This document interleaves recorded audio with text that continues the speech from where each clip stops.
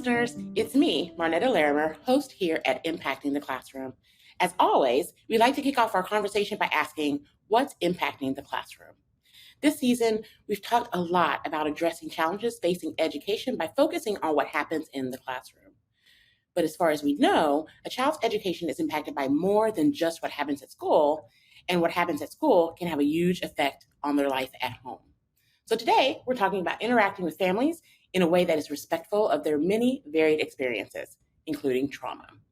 Today, we're joined by Shawn M. Bryant, Director of Professional Development and Adult Learning with the Child Lab at Yale University, and Director of Yes to ECE Consulting. Welcome, Shawn. Thank you, Marnetta. I'm happy to be here. Wonderful. Is there anything else you'd like to share with our listeners about yourself before we get started? Sure. So I am the co-author of Trauma-Informed Practices for Early Childhood Educators and the contributing author of Trauma-Responsive Family Engagement. So I know we're going to be talking about families. So I didn't know you were an author as well. I'm going to have to, I get an autographed book after this. Yes, you will. Yes, you will. Wonderful. So in one of my last episodes, I talked about, who would the actor or actress be to play you in a movie about your life, right? So who would that be for you? Because I am the quintessential Leo, my birthday's in a few weeks, I would have to play me. Quintessential Leo. Crack me up. Yeah. Well, so happy early birthday. Thank you. And yeah, that would be something to see on the screen, I imagine. So yeah. Here's fingers crossed it would. that you get the opportunity. Audience have not figured out who I will be, and I'm still waiting for you to tell me who should play me. All right, so let's jump to business. We're going to be talking about trauma, so it's going to get a little heavy. And I'm really looking forward to this discussion with such an expert. So, the pandemic happened, right? Mm-hmm. Big thing. We're still figuring out the effects of the pandemic on children during that time. But here's my question. After coming out of the pandemic and seeing increasing economic difficulty, how has family engagement changed? And what should it encompass today? Okay, so great question. I'm going to start at the beginning and then move myself forward. Okay. So we do know that family engagement in this country has not always provided fairness and equity for parents and families and their children. So Sharon Ritchie, in her book, Pre-K to Third, chapter 6, it talks about like the history of, they call it parent involvement, family engagement in this country. And they go back to the beginning of it and how we used to tell parents, drop your children off and go back home, you don't know anything. And then they said, well, come, you don't know anything, but, stick around a while. Then they said, you know what, you're causing too many problems, so go back home. So it was this ping pong effect that we've had for 150 years with families around education and schooling in this country. And I believe that that still persists today. And the global pandemic really just intensified that in many, many ways. So parent involvement and parent engagement, if you think of it as a continuum, if we think about interactions with families, where, the big difference in terms of family engagement is that the interactions really occur around the context of a collaborative and ongoing relationship. We tend to make better choices, and families tend to make better choices around practices and experiences when the goals are centered around what they've identified opposed to what we've identified.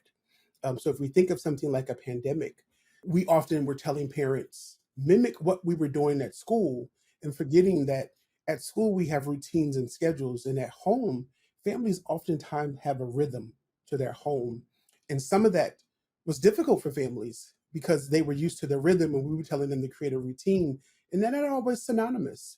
So if we think of this continuum of moving from involvement to engagement around being responses to a family's culture, how they pay attention to time and attention, and partnering with families, if those things were able to percolate up to the top during the pandemic, what we found was those parents and families and children were thriving because they didn't experience yet the burden of something else I need to change or something else I'm not doing effectively as a parent.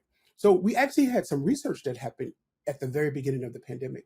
So our colleagues at Early Learning Nation told us some things around family involvement and parent engagement, around depending on that kind of program structure and the expectations that we had in early learning settings and what those expectations look like when children got to kindergarten.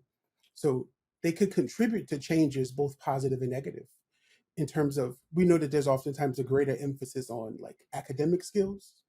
The class size changes. So children who were used to being with, a teacher and 7 other peers are now with one teacher and sometimes 30 other peers.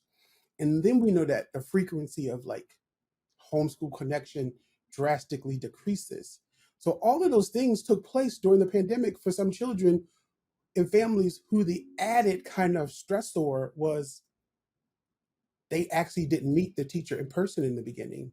Or when they were able to meet the teacher, I actually took a trip to Salt Lake City during the pandemic to train a group of early childhood educators. And during the session, it was full day. One of the teachers said, I haven't met any of these children's parents. And I forgot that we were in a pandemic for a moment. I said, "What do you mean? Big, beautiful building." She said, "They get dropped off at the front door outside, and someone brings them upstairs to my classroom." And I was thinking, what? So we ended up spending some time kind of triaging how do we still engage parents and families when we've never seen them face to face? And what are the things could they do immediately to engage them and to reach out and to build kind of connections that we typically build when you see them face to face, but they hadn't thought about, oh, we need to stop and think about this is really happening differently. Not so much just dropping children off and bringing them upstairs, but how am I going to build a relationship as the teacher when I don't have any contact with them at all that's physical and limited contact with them in terms of virtually, if at all. So we were actually lucky enough to spend some time kind of thinking about what tools exist, what mechanisms could they use to reach out to all the families, individual families, how could they share information. And what happened was the knowledge was right there in the room, because oftentimes next door, they're doing something that we don't know about.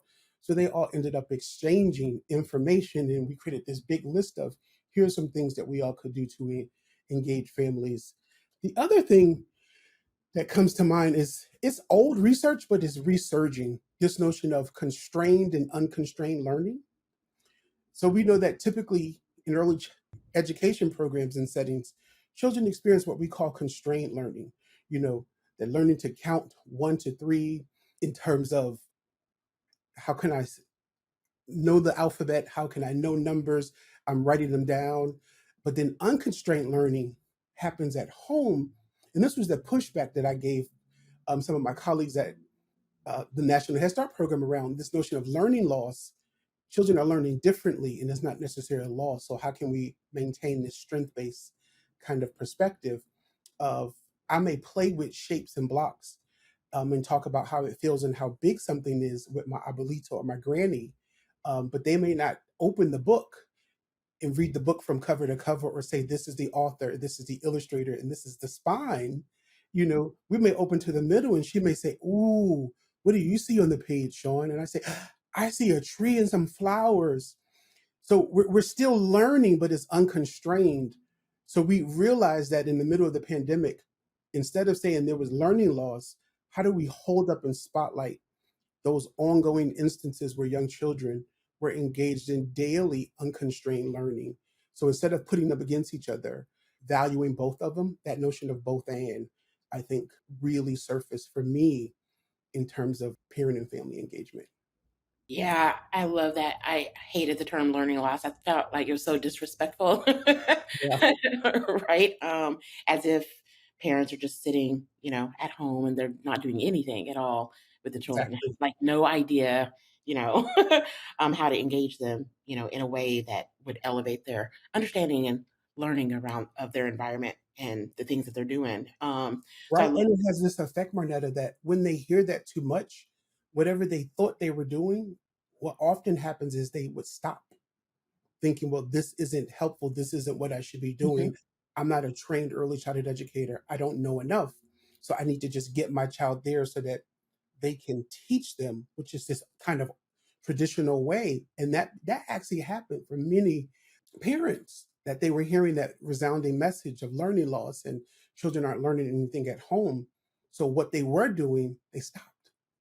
Yeah, which also makes it challenging for the teachers, right? Because you have an extra load, right? And Right. you're frustrated because you're just like you're not doing anything at home to support, right? Like Exactly. so, it's just this, like you said earlier, this ping pong thing, right? That's going back and forth, and it just really doesn't go anywhere, and really harms the children Yeah. in the bigger picture.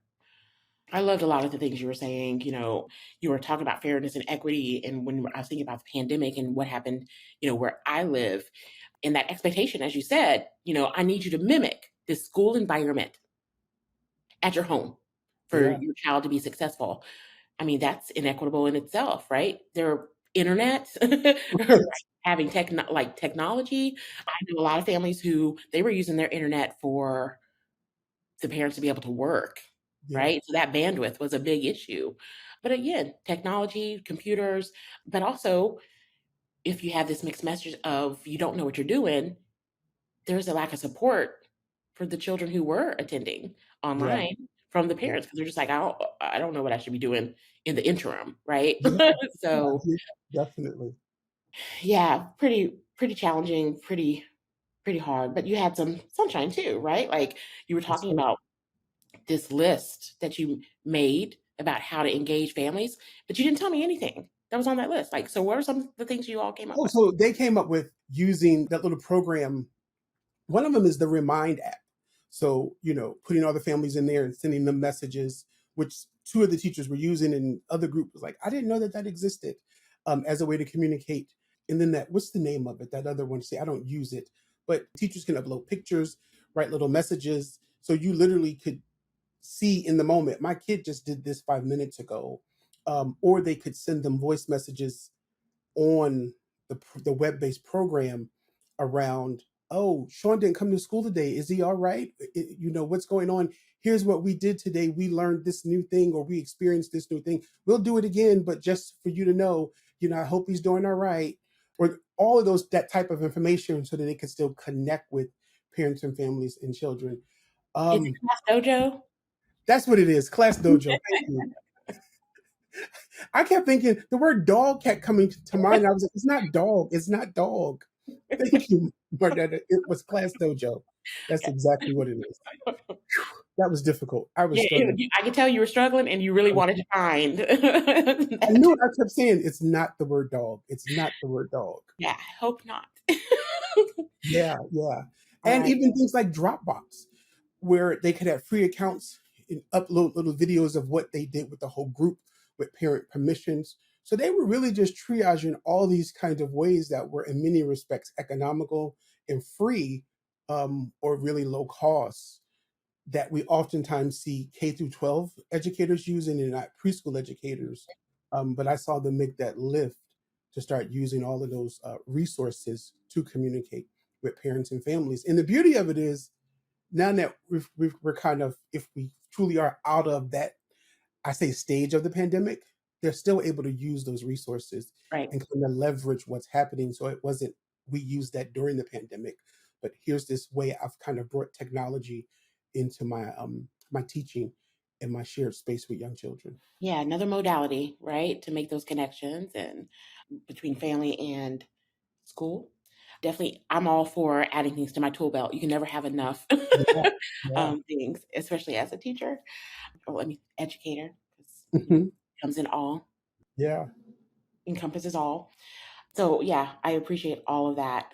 Yeah, you said a lot. And thank you for like some of the resources and just the thought around your processes, so that the listeners can get an idea of how that Mhm. works. Yeah. So you talked a little bit about this some, but I want to get more specific. Let's talk about family engagement and what it means to be trauma informed. Oh, my favorite topic these days. Ready? So Dr. Bruce Perry says that trauma responsive practice is always guided by our understanding of the neurobiology of stress and trauma, right? So, what he's really talking about is what we call state dependent functioning in the literature. And I'm not going to bore you, all your listeners, with that kind of conceptual, heavy stuff, because I really like to land on the practical stuff, stuff that we can grab a hold to and implement the next day or the day after. So we all have these kind of internal states, Mernetta, that are always changing along what we call an arousal continuum. So I like to say that arousal continuum is like a staircase. At the bottom is calm, and at the top is terror. And then we have all these states in between. So the states of our emotions and stress move up and down that arousal staircase throughout the day. And if we move up and down it and think of parents, parents and families, stress response systems are activated, right? We get close to hyperarousal and we call it fight or flight, or hypoarousal, and it's more of like a freeze or even a fawn state across that kind of moving across that continuum, right? So when our stress response becomes less activated, we connect and get closer to calm. Here's this thing. So that parallel process, if I work with parents and families and I'm really aware that I have to have them sometimes connect to my calm. Because when we connect to calm, we think clearer. Our prefrontal cortex, it helps us to be logical and to make decisions and solve problems, right? But sometimes that's just not the reality. So in the book, I actually offer an example, and I know I'm going to send you signed copies of both. But one of the stories is a real story. I was in Oakland, California at a Head Start program. The parent came in and she was really upset. She had a child with severe disabilities who went to the school district in the morning, and she came to Head Start in the afternoon. She was 4.5, and she had no verbal language skills, and she did no sign language. And her mother had these papers, and she was angry, and she was at the front desk saying, "Everyone here is trying to kick my daughter out. You're trying to kick my daughter out," which wasn't happening. She had misunderstood what the papers were. And they had mental health consultants, coaches, family advocates, the director. Everyone could hear her at the front desk, and no one went to help her. So the director said, "Shawn, will you go talk to her? I'm the consultant." So I walked out there, and most people in the world are taller than me. I'll say that out loud. So I got close to her, and I kind of just looked up at her and said, "You love your daughter. You're supposed to be upset." And she kind of looked at me like, "What?" And I said, "You love your daughter. You're supposed to be upset." I said, "Would you sit down and talk to me?" And she sat down, and I sat close enough so that our knees kept bumping. It was all intention on my part. So what I didn't do was say, "Calm down. If you don't calm down, I won't talk to you. You're yelling. If you don't stop yelling, I'm going to call the police." And these are some things that sometimes our early childhood staff are trained to do. And then she just began to tell me what happened. She connected to my calm and was able to access her calm in the way that she told her story, which was important. And then she said, "Here's what I need." Now, I explained to her I was the consultant, but every time she returned to the school, guess what she was looking for? You. Right. And I said, "This woman is the director. These are the family advocates." She was always looking for me. So when we think about interaction and relationship, and that her being really stressed, and I know enough to know that what I was met with was her trauma. Those were her past experiences that kind of got ushered to the front, right? Because the other part about this notion of stress and trauma is that our perceptions of threat and fear, they impact our internal states, and that our perceptions are our reality. So if I perceive Marnetta to be a threat, even though she isn't, every time I engage with her, I'm going to see her as a threat, period, because our perceptions become our reality. So when we think about our sensory systems and what do we see and hear and smell, taste, touch, and feel, those are all perceptions that can impact how we engage with families. So if we're not aware of that, what often can happen is a parent and family's prior experience can show up in our early learning setting, and they can pull us into their sunken place. So if we're not aware as early childhood practitioners, their sunken place, or sometimes we like to say their volcano or vortex, we can get pulled into it. So then we're not helpful. So if we think of that arousal continuum, we allow them to pull us right up that staircase instead of anchoring ourselves so that we can, situate ourselves at the bottom. So I mentioned that staircase. So if all your listeners would imagine a staircase with at least 5 steps, if not more, the bottom step is calm, right? But as you move up that staircase, the next phase would be alert, then alarm, fear, and unfortunately terror, right? As our stress increases, that fear and threat, as we move up that arousal state, that's happening to a lot of our families who live in like situations or in environments where they're constantly faced with fear and terror. And our early learning settings are oftentimes the safest spaces for them to land, and we don't realize that. And when they land there, sometimes not the best parts of them show up, and then we react to it instead of responding to it by understanding, oh, this is, trauma that's oftentimes been normalized. And when it's been normalized, it shows up first instead of, uh-oh, some other stuff is going on, which is why it's so important, I think, as early childhood professionals, not to have just a working knowledge of what trauma is and how it's different than stress, but to work on our own stuff. Because if we don't work on our own stuff, it's so easy for us to be activated and triggered by our parents and families kind of situations or circumstances around the activation of that stress response. So if we think of things that are novel, events or experiences that are unfamiliar, parents and families can perceive those as dangerous. Even showing up and there's a new teacher. So if we think about our teacher shortage, if there's always a new person, that's a novel experience that the parent and family and the children can perceive as dangerous. Then it becomes unpredictable. So if they don't have levels of certainty and that predictability, that constant sense of change is, no matter how you classify it, small t or big T, it's trauma, right?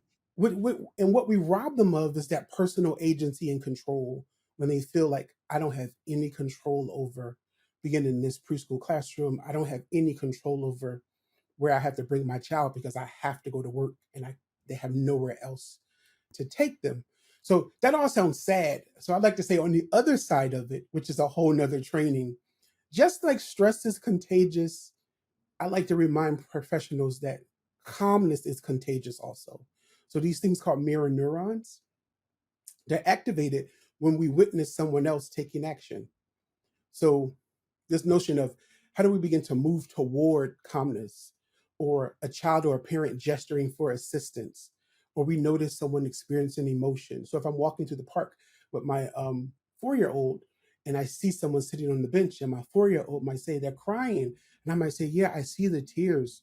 They might be sad, but sometimes we cry when we're happy. But a lot of people cry when they're sad. So I have to name it and explain it because they've noticed it, that whole mirror neuron around how do we see these tears and begin to understand it across a continuum without knowing all that that person is experiencing.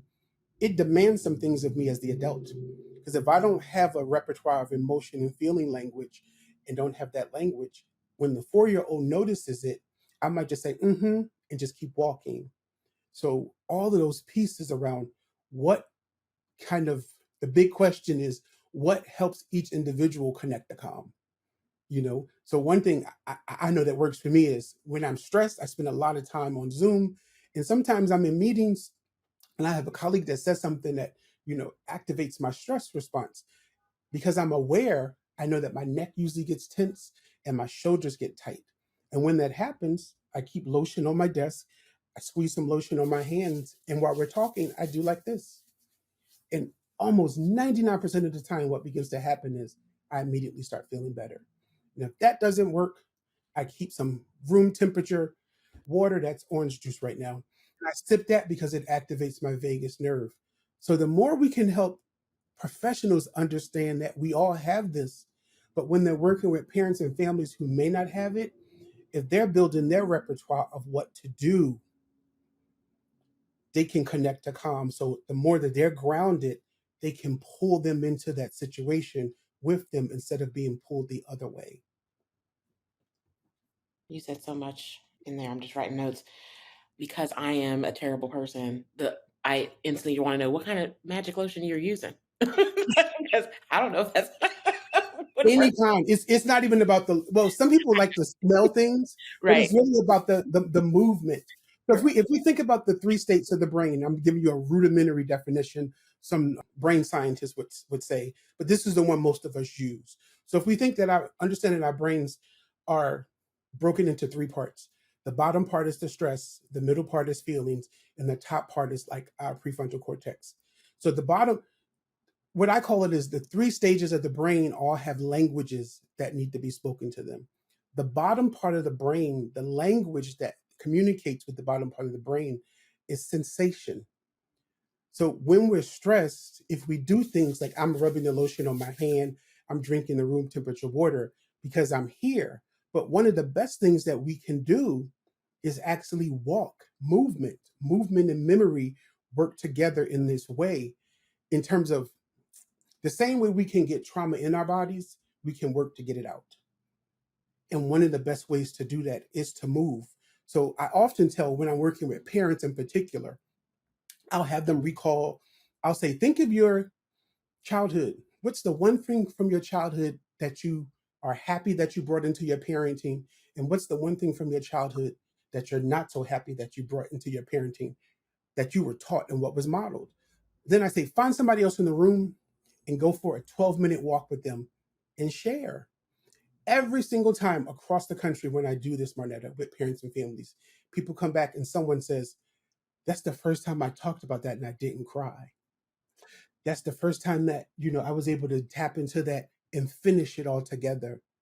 Movement is really connected to this healing that we don't value enough. And I do it intentionally because I want them to say that so that they get two things happen. You were talking to a stranger, because I say, pick someone you don't know.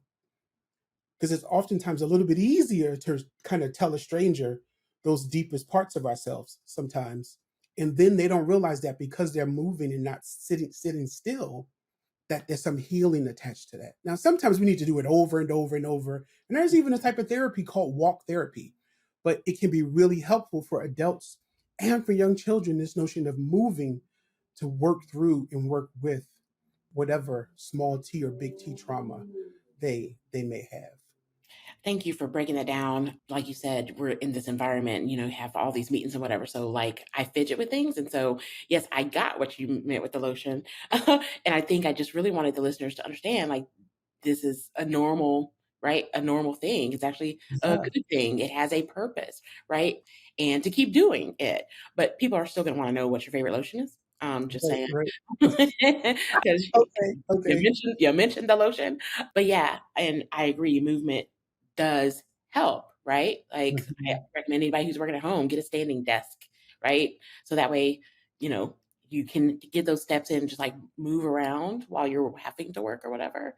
And Right. it really does just create this calm that you may or may not realize is happening. So I want to add something to what you just said. You reminded me around the movement that we're talking about. So oftentimes people will listen to folk and they'll say, sit with it, sit with the difficulty, sit with it. So my response is, don't listen to that. Partic- Particularly if you're female and if you're black or brown, because the research says that you become weathered, Mm, meaning sitting with it means it can metastasize in your body, that trauma, that stress, and it actually can what? Lower your lifespan. yeah. So I say, don't sit with it, do something with it. And most of the time, doing something with it is this movement around the memory and how movement and memory work together. Appreciate you advocating for my black and brown sisters out there, because that's right, the strong black woman. That's the right, and we just swallow and hold all that trauma, and it does affect us in so many ways. And because we're so busy taking care of other people, we don't take care of ourselves. And I can't list on my hands how many of my friends, coworkers or whatever, are going through some really major health issues at younger ages than they should, Right. because of the lives that, not that they're living, but how we're expected to Exactly. hold on to Right. things and Yeah. limit our Yeah. emotions for how it might be perceived, things like that. So I appreciate that shout out. Yeah. No. And I think if over, I'm having a really good time with this conversation with you. Over time. So in the book, My Grandmother's Hands, Rosa Dominican talks about this notion of trauma decontextualized in a person we call personality. So we walk into the early learning setting, we say, Miss Eloise has been working here for 40 years. That's just how she is. No, that's not her personality. That is 60 years of trauma that's inside of her body that we all meet and just say she's kind of cantankerous. That's she's just mean to everybody. No, that's trauma decontextualized. And he talks about like trauma decontextualized, we call personality. Trauma decontextualized in the people will say, oh, that's their culture. No, that's not their culture. That's historical and generational trauma showing up in the people that they sometimes may have normalized, but that's not normal. It even happens in our workplace. Trauma in Mhm. the workplace, we mask as workplace standards. We get the job and they say, we open from 9 to 5. And then someone says, Marnetta, we all show up at 8:30.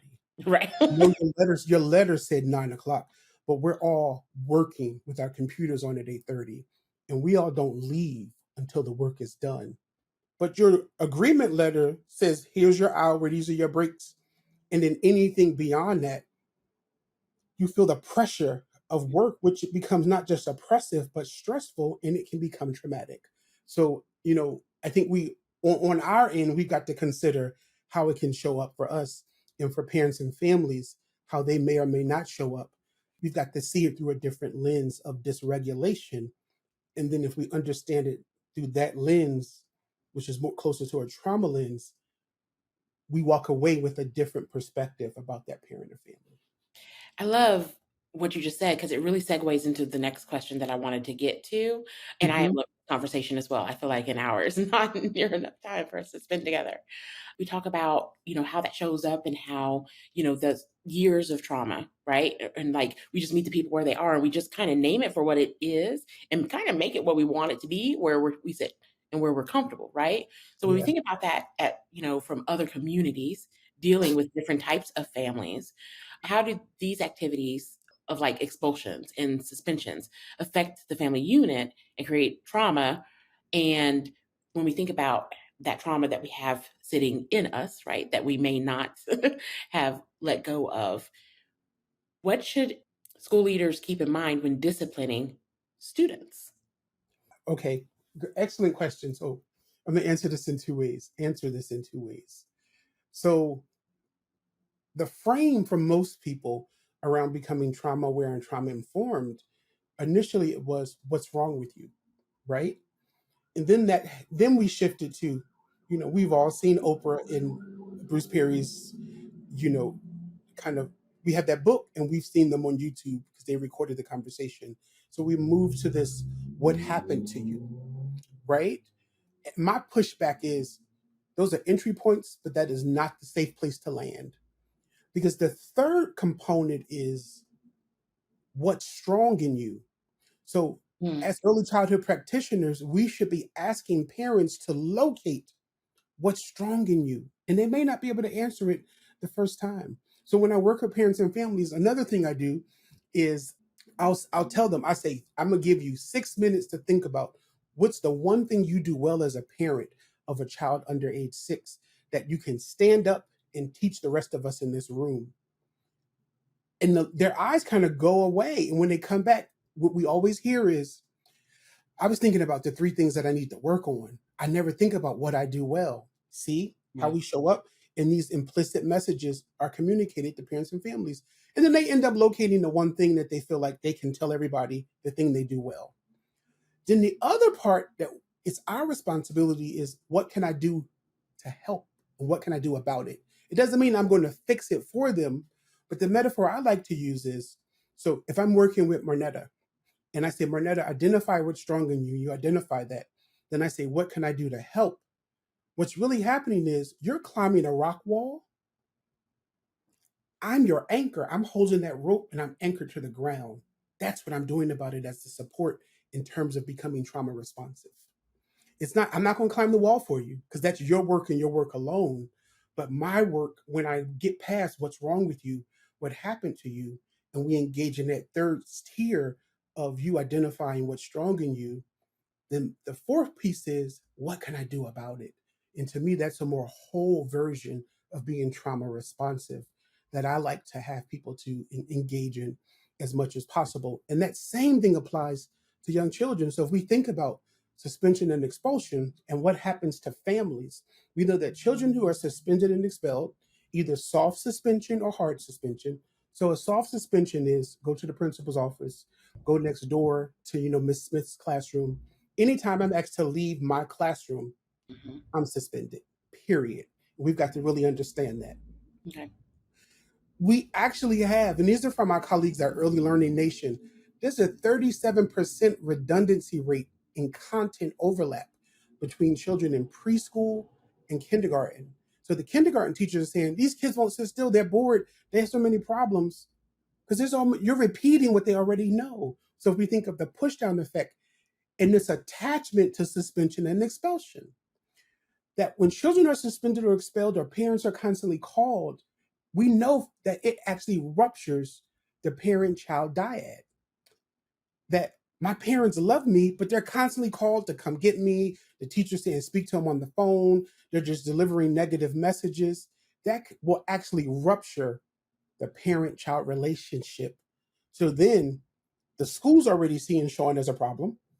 So Hmm. now my parents see me as a problem. How unhelpful is that when we think of suspension and expulsion in the family unit and how we're creating and adding to trauma? Yeah, because the parents see us as the expert, right? Of all Yeah. things. Sometimes they more credit than we deserve, Yeah. right? And so, yeah, it would shift how they think about their children, depending on their relationship, of course, with the school entities or whatever. So you asked about the disciplining students. I would encourage all schools to review on a yearly basis what's written down and what's implemented around this notion of having guidance policies opposed to discipline. And I think languaging is important here, because discipline gets close to, I have this 3 year old, this 4 year old, or even this 2 year old. The research says that in Philadelphia, where I am right now, the 2 year olds in this city were asked to leave toddler programs because they were demonstrating toddler behaviors that the caregivers saw as problematic.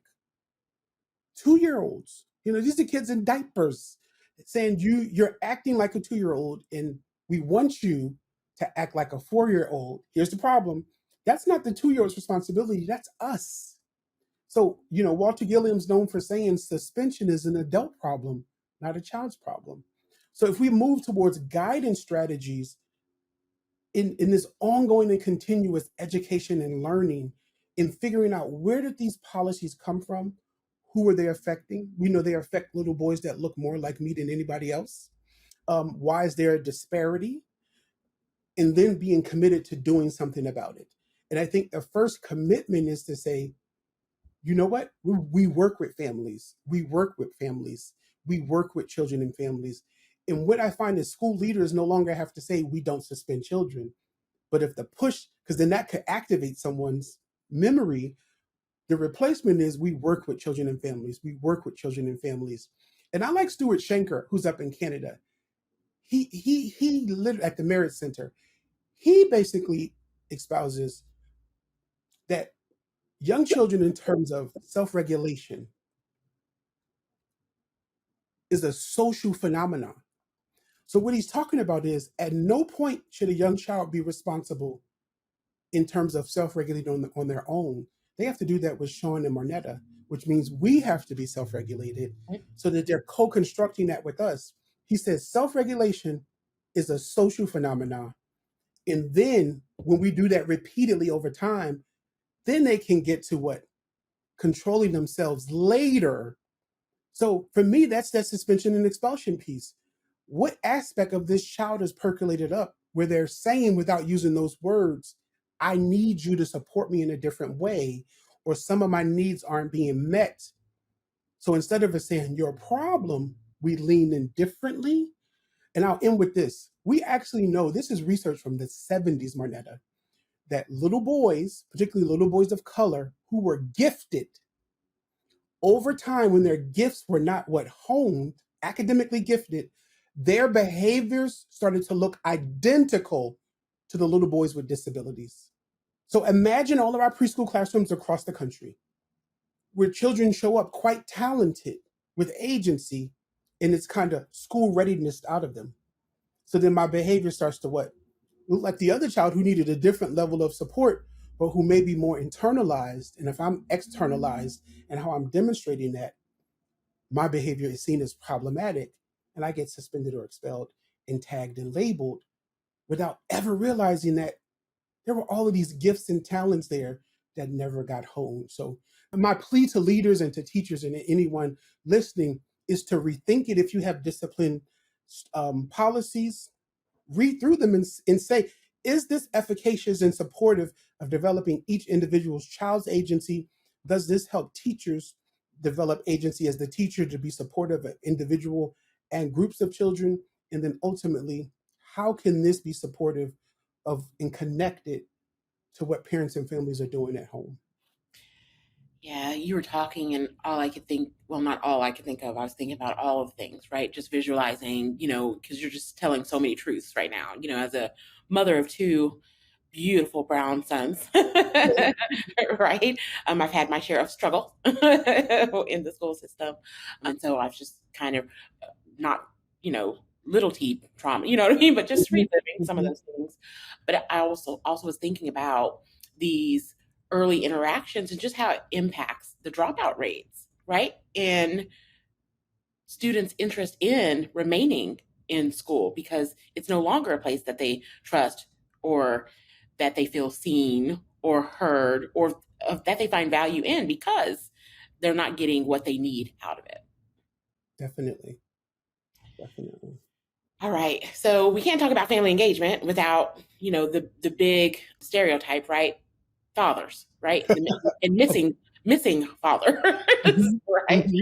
So we're talking about family engagement. Let's talk about engaging with fathers, right? And what does that look like? How can we get more of it, right? Talk to me about, being a father and part of this engagement. Okay. So there are two big things that because I do a lot of fatherhood work in Alameda County in California. Kevin Berman, he's the fatherhood administrator there. They've been doing great work for a number of years. So Dr. Natasha Cabrera, she's in Maryland, I believe. Her and her colleagues said years ago, they said that, no single definition of successful fatherhood and no ideal around fatherhood can claim universal acceptance because it depends on the individual father. So I want to start with that. The second piece is the Pew Foundation did some research on fathers. And at first I was like, this is a mistake, to the own internalized voice stepping up. And what they did was they compared children up to age 5 and then children basically ages 5 to 18. And they really spotlighted a number of fathers, but the three that kind of got pushed to the top were Latino fathers, white fathers, and black fathers. So children up to age 5, the remarkable part when they thought about like feeding and meal prep, dressing and bathing, reading and playing with children, at the top percentile in those three categories were black fathers. That's never what the news talks about. This is No. you can go to the Pew Trust. Like, so I was like, wait a minute. Of course, I was sharing it with everybody. I was like, wait a minute. Why isn't this the narrative that we hear? So it was kind of refreshing. And then at a high percentage, they looked at fathers living with children and fathers not living with children. And again, the black fathers outshined the other two categories in terms of birth to 5. There wasn't big shifts, 5 to 18. There were some shifts, but for me, the population that I generally serve, we're thinking of infants, toddlers, and preschool age children. So those two things I think are really important when we think about engaging fathers richly and deeply as caregivers.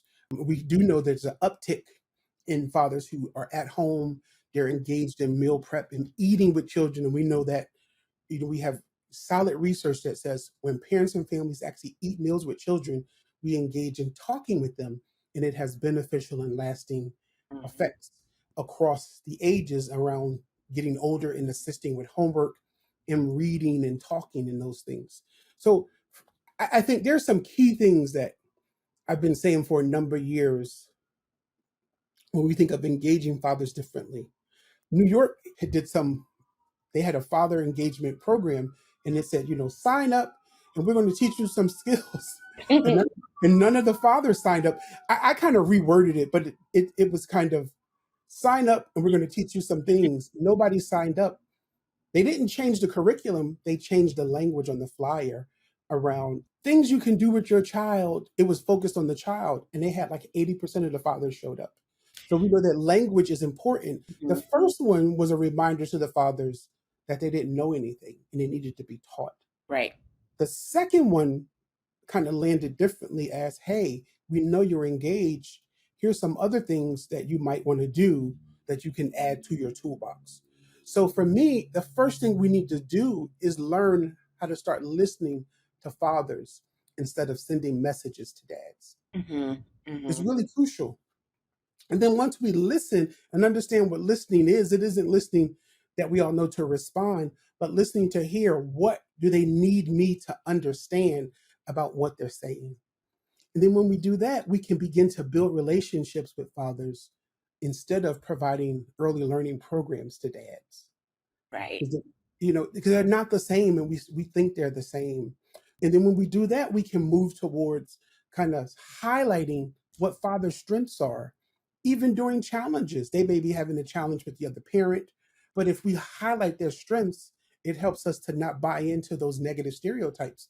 The way that Pew Research, I showed up with some negative stereotypes about fathers who look like me, and it was like, woo, the research has completely shifted. Then I think part of our role is to help fathers experiment with new practices. Instead of giving them advice on what to do and how to do it, how do they begin to experiment with, you might like this, your child might, we don't know, but experiment with it. And then this notion of fatherhood and parenting, I think early learning programs are ripe to kind of situate it so that it shows up as a relationship, which is not the same as how do you resist the old ways of building around those kind of formal systems that parents and families are in. And I think lastly, and this is not for just education, but I think of healthcare, social service, all those other places where fathers and their children take up space as citizens, see our relationships with fathers as a critical component Yes. to their fathering. Instead of, we oftentimes focus on fatherhood as a set of techniques. So if we rethink that and revamp it and see that relationship as a critical component, then we're doing some things differently. We're doing some things differently. I loved everything that you were saying. I know I keep saying that. Sound like such a fangirl. I think when I think about, my time in the classroom, and family engagement, it really was built around this expectation that, it was going to be mom, right? Maybe grandma or whatever. I'm hoping that we're moving more into a shift of encompassing, right, fathers into that, but then also in addition to supporting them in other, right? Like, so yes, they are still here. Like, I should expect to have these rich, the same type of communicate, like with the family as a whole. And yeah, I have these other things that can support fathers as well. So Well, if you see, there's something to that though, Marnetta. You just tapped into something. And this is literally for mothers and females who are listening. Mothers and females have to see themselves as becoming gateways instead of gatekeepers. mm, Because the reality is, many mothers and many grandmothers and aunties and female teachers have long been gatekeepers. Where we'll say, "No, he don't worry, just tell me. Don't tell him. Don't call him. You don't need his number." It's gatekeeping. that's a true statement. That's a true It statement. is. It's gatekeeping. So if they actually see, oh, I'm gonna use this one, even though it oftentimes is used a different way. There's room at the table for both parents, Right. and that when both parents are actively involved, we know different things are afforded to young children. So whatever ways that they gatekeep, think about turning their gatekeeping into gateways for father involvement. Um, I think Yeah. is important. And I mean, and I also think as an educator, right, pushing for that, right? Like, you know, so is there like we know there is a father, is there a reason, right? Like and you not right, not being rude or whatever, but we want to make sure that this experience is the best experience, right? And it involves all the people that we can to make sure that we have this wonderful, beautiful collaborative relationship, Right, right, that right, really benefits the children. hmm So it could take some push on my end too, right? right. Say, hey, this is important and I want all the people at the table. Definitely, definitely. Which is about the female teacher dealing with her bias also. Because sometimes they'll have that same bias. Oh, he's the dad. He doesn't care. He's just picking them up. I have all the important conversations with mom. Yes. See, and it all ties back to, right, those experiences, the trauma, right, where you are on that ladder with those experiences. So, Hmm. ooh, it's a lot. You said a lot. You said a lot. I want to ask one more question. Okay. I would be remiss if I did not ask, right? So, since we are talking about fathers and just men more generally, I'm curious if you have any thoughts on how to encourage more men to join our early childhood education workforce. Whew, that's a big one. That's quite a provocative question, Marnetta. I would say there are many things, but the one thing that keeps percolating up for me is this notion of a welcoming space, one that tells males, you belong here. So the welcoming space shouldn't just say you're welcome, but you belong here. Because I think too many early childhood spaces send invisible but loud messages to males that you don't belong here or you definitely don't belong in the classroom. And we see it in the K 12 also. Men are encouraged to become assistant principals and principals, to get out of the classroom, to be this other thing within the system. The same thing happens in early childhood. We're encouraged by many females to get out of the classroom. And I think the other part of encouraging more men to join is the compensation has to change. For For men who everyone. say, from right, who I love doing this, but I'm charged with quote unquote leading or supporting my family if that's their family's kind of value. That's a sure way for them to say, I'm going to go do something different, even though I enjoy doing this and it brings me happiness. But if the happiness brings me sadness because I can't care for myself or my family, I don't think many people can reconcile that. So for me, I think this notion of a welcoming space that really resonates, you belong here and we want you here, and the compensation. Yeah. Yeah. I mean, we've been talking about compensation shows up in all of our conversations across this podcast. Hopefully, people are listening and just understand the value and why it's so important.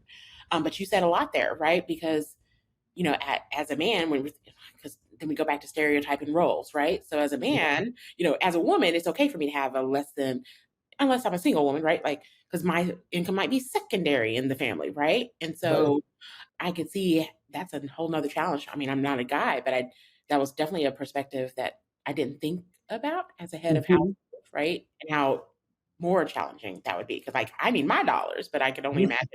imagine the disparity for men in that position as well.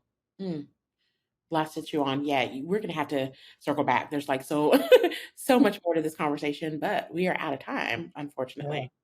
You said something earlier that I absolutely cannot agree with more. And here at Teachstone, it's what we say too. Interactions matter, right? Yeah. Those interactions are important. They're impactful.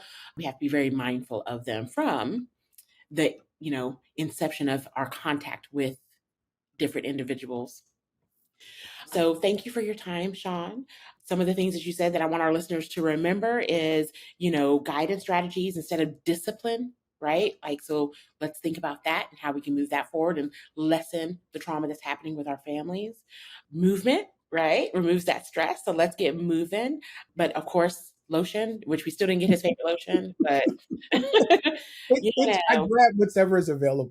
he's just like, whatever's in the house. I can tell you my favorite, depending on what, like that stress relief by Bath and Body Works is like amazing. I love the smell of like the eucalyptus and like Okay. the mint Okay. and whatever. And so sometimes, that's, or I'll burn a candle. So like in moments, like you said, the smell, right? Yeah. Um, and then just connecting, to calm and remembering that calmness is contagious. So lots of wonderful quotes, lots of things and nuggets for us to hold on to and hopefully embed into our everyday lives Definitely. as we move forward. Shawn, again, this was amazing. Thank you so much.